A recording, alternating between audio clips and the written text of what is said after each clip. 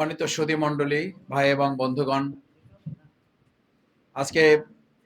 7ই November জাতীয় বিপ্লব ঐতিহাসিক সংহতি দিবস। এই সংহতি দিবসে মানুষের সবচেয়ে বড় প্রত্যাশা জাতির মধ্যে ঐক্য বিনির্মাণ করা।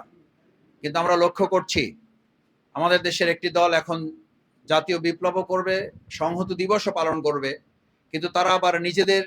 নিজেদের মধ্যে নমিনেশন পাওয়া না পাওয়াকে কেন্দ্র করে নিজ দলের কর্মীদের উপরে তারা গুলি চালিয়ে তাদের নিজেদেরকে নিজেরা হত্যা করবে। এই জাতির কাছে শুধুমাত্র জাতীয় বিপ্লব সংহতি দিবস না, শুধুমাত্র জাতীয় ঐক্য না, তাদের নিজেদের মধ্যে নিজেদের কোনো একটা আসনে, নিজেদের কোনো একটা ইউনিটেও তারা যদি ঐক্য বিনির্মাণ করে জাতির সামনে তুলে ধরতে পারে, তাহলেই কেবল জাতি বিশ্বাস করবে যে জাতীয় ঐক্য তাদের দ্বারা বিনির্মাণ করা সম্ভব। সুতরাং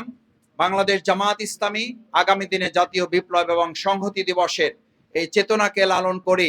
আমরা বিগত দিনেও যেমন সীসাডালা প্রাচীরের মতো ঐক্যবদ্ধ আন্দোলন করে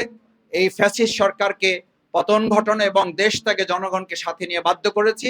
ঠিক একইভাবে আগামী দিনে গণভোট আদায়ে আমাদের নেতৃবৃন্দ যেভাবে কথা বলেছেন, যদি প্রয়োজন হয় আগামী 11 তারিখ শুধুমাত্র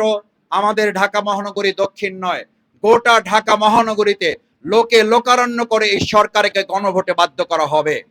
এবং গণভোট ছাড়া আমরা জাতীয় নির্বাচনের দিকে এদেশের জনগণ যেতে প্রস্তুত নয়। আসুন আমরা জাতীয় বিপ্লব এবং সংহতি দিবসে আজকে প্রত্যয় ঘোষণা করি, গণভোটের মাধ্যমে পরবর্তী জাতীয় নির্বাচন আমাদের নিরাপত্তা, অংশগ্রহণমূলক, অবাধ এবং সুষ্ঠু নিরপেক্ষ একটি নির্বাচনের রক্ষা কবচ হতে পারে। সেই বিষয়গুলোকে সামনে রেখে আজকের এই জাতীয় বিপ্লব সংহতি দিবস প্রধান অতিথি হিসাবে আমাদের সামনে এখন বক্তব্য রাখবেন বাংলাদেশ জামায়াত ইসলামীর সম্মানিত কেন্দ্রীয় নায়েবে আমির, আমাদের একান্ত শ্রদ্ধাভাজন বাংলাদেশ ইসলামী ছাত্র শিবিরের সাবেক কেন্দ্রীয় সভাপতি, আমাদের শ্রদ্ধাভাজন জননেতা, জাতীয় সংসদের মাননীয় সাবেক সংসদ সদস্য